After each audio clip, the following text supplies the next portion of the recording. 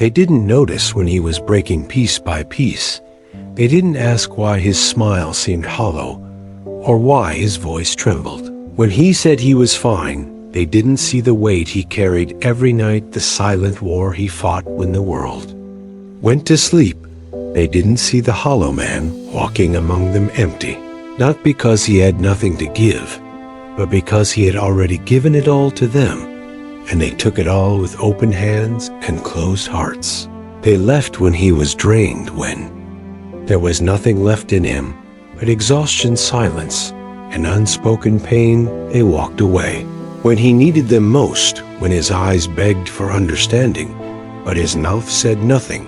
They left not because he changed, but because he couldn't serve their comfort anymore. They said he was distant, but never wondered why. They blamed his silence, but never cared for the story behind it. And slowly, one by one, they vanished like fog in the morning light, sat in rooms filled with people and felt like a ghost, his presence unnoticed, his absence unbothered. He learned how loud the world could be when no one is really listening. He gave love without condition, support without limits, and loyalty without question. He showed up every time they needed someone, even when his own life was falling apart, even when he was running on fumes. But when he needed someone, when his world started to crumble, there was no one, no hand to hold, no shoulder to lean on, just him and his empty chest echoing with the truth that maybe he was only valuable when he was useful. Maybe love for him had always come with terms he never agreed to. Maybe his worth was only visible when he was giving, not when he was needing. And that realization broke something in him, not loudly, not with screams or shouts, but quietly, like glass cracking under pressure, too subtle for the world to notice. He didn't make announcements. He didn't post about his pain. He didn't beg anyone to stay. He just stopped explaining, stopped reaching, stopped hoping. And in that silence, he began the most important journey of his life. He looked at his reflection and saw a man built from pieces scattered by others, a man who had nothing left to lose, but everything to rebuild. He started small, not because his dreams were small, but because he had learned to respect every step. He started to sleep again, not to escape, but to rest. He started to breathe, not to survive, but to feel. He started showing up for himself like he had for others, and it wasn't pretty, it wasn't poetic, it was painful, it was lonely, but it was honest. And slowly the same silence that once haunted him became his shelter. The same emptiness that once drowned him became his canvas. He started to fill himself not with people, but with purpose, not with approval, but with peace. And it changed him, not into someone new, but into someone real. The world didn't notice at first, because they had stopped watching him long ago.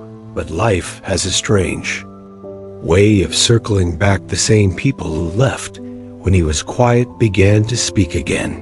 The same ones who disappeared when he was lost tried to return when he was found. They noticed him again, not because he cried for them, not because he asked them to come back, but because he was full now, full of strength, full of silence, full of unshakable peace. They saw the glow in his eyes, the calm in his voice, the power in his stillness, and suddenly they remembered who he was, or rather who he had become. They tried to reconnect, to revisit the version of him they thought they left behind, but he wasn't that man anymore. He had outgrown the need to be seen, to be understood, to be accepted by those who abandoned him.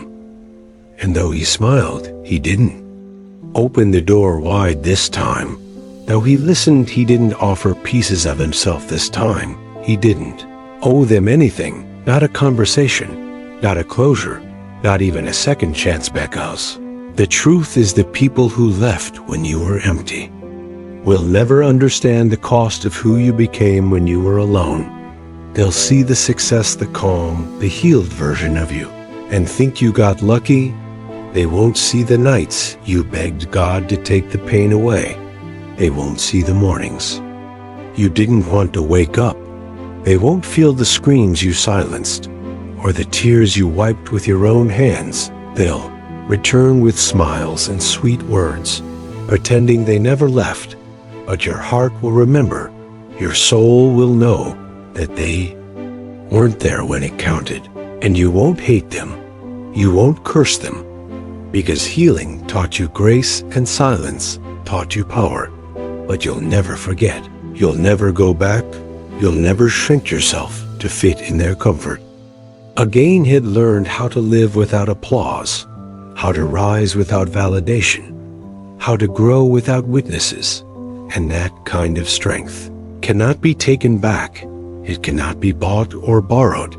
It is earned in the fire of solitude, in the ashes of abandonment, and in the silence of being forgotten. He no longer feared being alone, because loneliness had raised him, molded him, and made him unshakable. They left when he was empty, and he thanked them not with words, but with distance, because their absence taught him presence, their silence taught him voice, their betrayal taught him loyalty to himself. And when they came back trying to pick up where things left off, he realized something powerful. Not everyone who misses you deserves you not. Everyone who wants access deserves entry, and not everyone who left you behind deserves to be part of the story you wrote in their absence. He stood taller now, not in pride, but in peace. He didn't carry the need to prove anything he didn't seek. Revenge, he didn't throw their names in the dirt. He didn't expose what they did. He simply lived better, not louder better.